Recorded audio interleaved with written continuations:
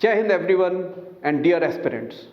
Colonel Agarwal, your SSB guru and mentor, is back with a very, very important topic of the day. Screening in 2.0. Why I am saying 2.0? मैंने एक और screening इन का video upload किया हुआ है और मैं चाहूँगा आप सभी उस वीडियो को जरूर देखें और इसके साथ लिंक करें। कुछ चीज़ें भले ही रिपीटेटिव हों, doesn't matter. It is important for you to see this video also right till the end. मैं आज आपको एक कहानी भी बताऊंगा मेरे एक अपने कैंडिडेट की, जो आज एक ऑफिसर है, कैप्टन है इंडियन आर्मी में, स्पेशल फोर्सेस में। और वो कैंडिडेट जब मेरे पास आया था, बड़ा अच्छा कैंडिडेट था, स्मार्ट था, बोलता था अंग्रेजी में भी। मैंने उसको ट्रेन किया और उसने एनडीए में सिलेक्शन लिया। लेकिन देखिए, एनडीए में सेलेक्ट हुआ और उसने बिल्कुल अगला फॉर्म भी नहीं भरा, ये जान के कि मेरा तो एनडीए में सिलेक्शन हो गया है, यानी कि रिटर्न में सेलेक्ट हो गया, एसएसबी में सेलेक्ट हो गया, मेडिकल क्लियर हो गया। अब तो उसने सामान पैक कर लिया था एनडीए खड़कवासला के लिए कि अब तो मैं किसी भी दिन खड़कवासला जाने वाला हूं। और क्या हुआ, मेरिट लिस्ट आई और एक मेरिट से मेरिट आउट हो गया। हार्ट ब्रोकन मेरे पास आया कि सर मैं तो मेरिट आउट हो गया, अब क्या करूं। मैंने कहा कि वेट कर सकते हैं, इसके अलावा हमारे पास कोई खास ऑप्शन नहीं है, क्योंकि merit out means merit out. Let's wait for supplementary list, शायद आपका नंबर लग जाए। वेट किया लेकिन कोई फायदा नहीं हुआ, कोर्स शुरू हो गया और वो रह गया। अब उसका लकीली नेक्स्ट कॉल अगले बैच के लिए, अगले कोर्स के लिए भी कॉल अप आ गया। एक्साइटेड था, खुश था कि सर मेरा कॉल आ गया है, क्योंकि उसने एनडीए का रिटन एग्जाम भी क्लियर कर लिया था। तो मैंने कहा कि ऑल द बेस्ट, जाइए और सफल होके आइए। एनडीए के लिए, एनडीए के बाद एसएसबी एग्जाम देने के लिए, एसएसबी का इंटरव्यू देने के लिए वो गए भोपाल। और क्या हुआ, एसएसबी पहले दिन screen out, heart broken. He gives a call to me from there कि सर मैं स्क्रीन आउट हो गया, ऐसा कैसे हो गया। मैंने भी कहा कि ऐसे कैसे हो गया, ये तो बहुत दुख की बात है कि आप पहले ही पहली बार सेलेक्ट हो गए और दूसरी बार स्क्रीन आउट हो गए। ये कोई बहुत नई चीज़ नहीं है, उसी के साथ नहीं हुआ। हमारे बहुत सारे कैंडिडेट्स ऐसे होते हैं जो कि एसएसबी देने जाते हैं, प्रीवियसली रिकमेंडेड होते हैं, लेकिन स्क्रीन आउट हो जाते हैं, क्योंकि हर बार एसएसबी आपको एक नए कैंडिडेट की तरह से देखता है। Of course you fill up, जब आप पीआईक्यू में जाते हैं तो आप ये जरूर मेंशन करते हैं कि आप पहले एसएसबी अपीयर हो चुके हैं या नहीं हुए। और वहाँ पर भी जब आजकल प्रोसेस में उनको जो रिपीटर्स और फ्रेशर्स अलग अलग दो ग्रुप में बांट लिया जाता है, और फ्रेशर्स अलग देते हैं और रिपीटर्स अलग देते हैं। पर ये कोई गारंटी नहीं है कि अगर आप पहले स्क्रीन इन हुए हैं, पहले रिकमेंड हुए हैं, तो दोबारे भी 100% होंगे। ये तो प्रोसेस और प्रोसीजर आपको दोबारा करना पड़ेगा।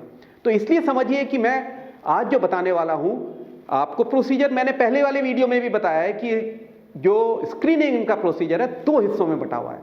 एक होता है OIR, जिसमें वर्बल नॉन वर्बल रीजनिंग आती है, उसको मैं अलग से टच करूंगा।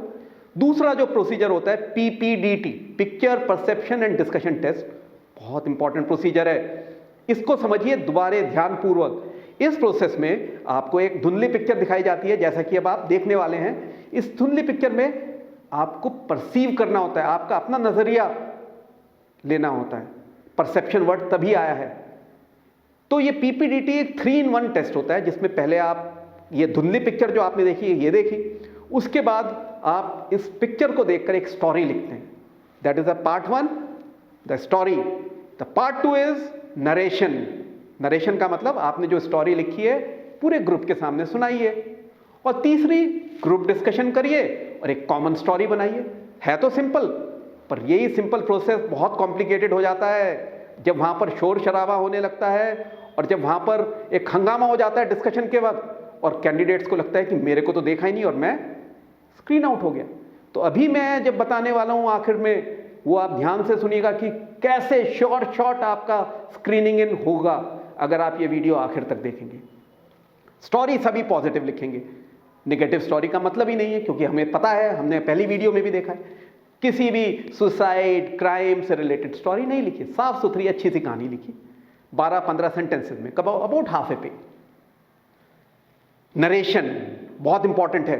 नरेशन में जैसे हम कहानी सुना रहे हैं, हमारी कम्युनिकेशन स्किल्स चेक होती हैं, तो इसलिए जब आपने कहानी लिख ली तो आपके पास कुछ समय मिलता है, उस समय आप मेंटली रिहर्स करिए, उस डेड टाइम को इस्तेमाल करिए, प्रैक्टिस करिए, और उस टाइम पर आप अपने मन में जो आपने कहानी लिखी है उसको रिहर्सल करिए, और जब आपकी टर्न आए अच्छे से पब्लिक स्पीकिंग स्किल्स का इस्तेमाल करते हुए, अच्छी कम्युनिकेशन स्किल्स के को मानते हुए अपनी स्टोरी को नरेट करिए।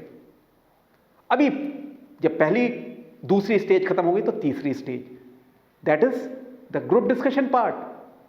ये बड़ा चैलेंजिंग होता है क्योंकि नया एनवायरनमेंट, नए लोग, और आप प्रेशर में हैं बीइंग इवैल्यूएट, क्योंकि आपको इवैल्यूएशन हो रहा है, आपका असेसमेंट हो रहा है। तो अब क्या करें? तो जब आप कहानी डिस्कस कर रहे हैं, don't jump, don't get excited, don't get hyper.